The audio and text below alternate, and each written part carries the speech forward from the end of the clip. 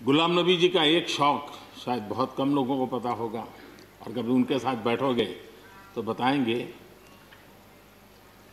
हम सरकारी बंगलों में रहते हैं तो बंगले की दीवारें, अपना सोफा सेट, उसी के आसपास हमारा दिमाग रहता है। लेकिन गुलाम नबी जी ने उस बंगले में जो बगीचा बनाया है, यानी एक प्रकार से कश्मीर की घाटी की याद दिला दे, ऐसा बगीचा बनाया है। और इसका उनको गर्व भी है, वो समय देते हैं, नई नई चीज़ें जोड़ते हैं, और हर बार जब कंपटीशन होती है तो उनका बंगलो नंबर 1 ले आता है। यानी अपने सरकारी जगह को भी कितने प्यार से संभालना, यानी बिल्कुल मन से उन्होंने इसको संभाला है। जब आप मुख्यमंत्री थे, मैं भी एक राज्य का मुख्यमंत्री के नाते काम करता था, हमारी बहुत गहरी निकटता रही उस कालखंड में। शायद ही कोई ऐसी घटना मिल सकती है कि जबकि हम दोनों के बीच में कोई संपर्क सेतु न रहा हो। एक बार गुजरात के यात्री, क्योंकि जम्मू कश्मीर में जाने वाले टूरिस्ट में गुजरात बहुत बड़ा नंबर रहता है, और टेररिस्टों ने पर हमला कर दिया। करीब 8 लोग शायद मारे गए। सबसे पहले गुलाम नबी जी का मुझे फोन आया।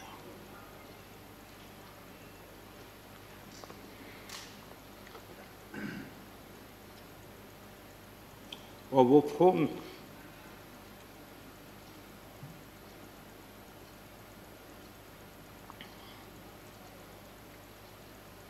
सिर्फ सूचना देने का नहीं था,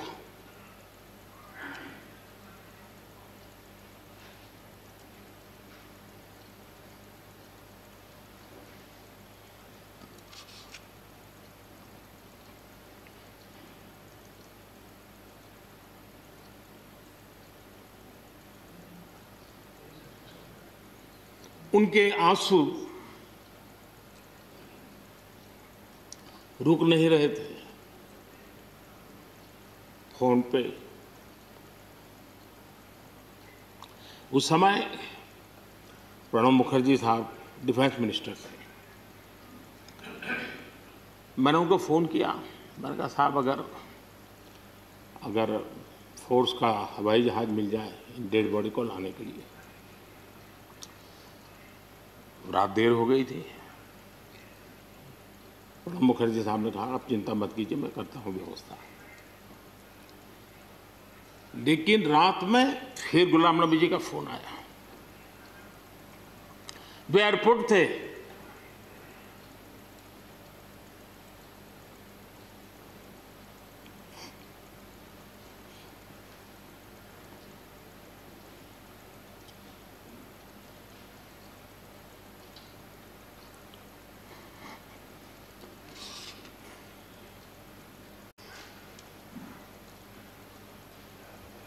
एयरपोर्ट से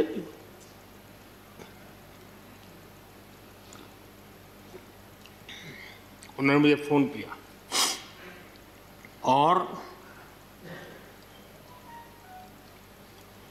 जैसे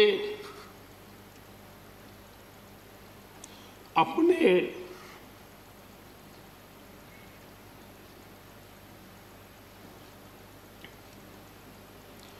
परिवार के सदस्य की चिंता करें,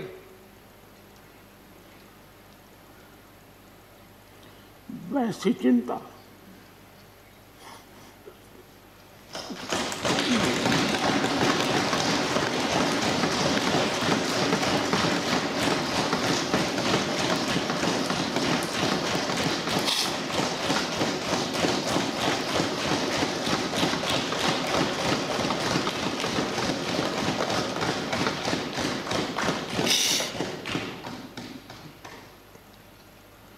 पद, सत्ता जीवन में आती रहती है, लेकिन उसे कैसे पचाना,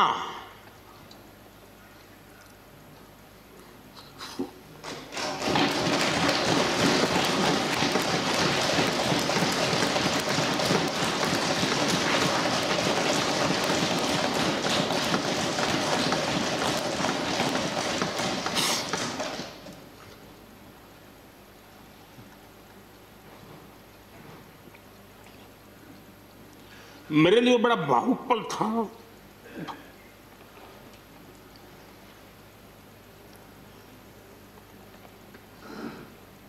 दूसरे दिन सुबह फोन आया कि मोदी जी सब लोग पहुंच गए।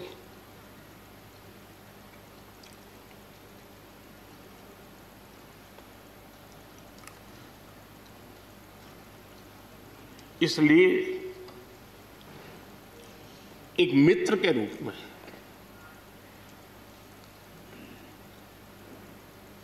गुलाम नबी जी को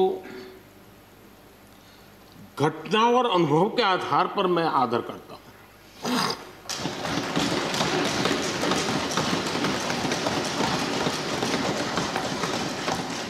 और मुझे पूरा विश्वास है कि उनकी सौम्यता, उनकी नम्रता, इस देश के लिए कुछ कर गुजरने की उनकी कामना, वो कभी उनको चैन से बैठने नहीं देगी। और मुझे विश्वास है कि जो भी दायित्व जहां भी वो संभालेंगे, वे जरूर वैल्यू एडिशन करेंगे, कंट्रीब्यूशन करेंगे और देश उनसे लाभान्वित होगा। ये सब मेरा पक्का विश्वास है। मैं फिर एक बार उनकी सेवाओं के लिए आदरपूर्वक धन्यवाद करता हूं और व्यक्तिगत रूप से भी मेरा उनसे आग्रह रहेगा कि मन से मत मानो कि अब आप इस सदन में नहीं हो। आप के लिए मेरे द्वार हमेशा खुले, इन चारों माननीय सदस्यों के लिए खुले हैं। आपके विचार, आपके सुझाव, क्योंकि देश में सब बहुत जरूरी होता है। ये अनुभव बहुत काम आता है, मुझे मिलता रहेगा, ये अपेक्षा मैं रखता ही रहूँगा। आपको मैं निवृत्त होने नहीं दूंगा। फिर एक बार बहुत शुभकामनाएं, धन्यवाद।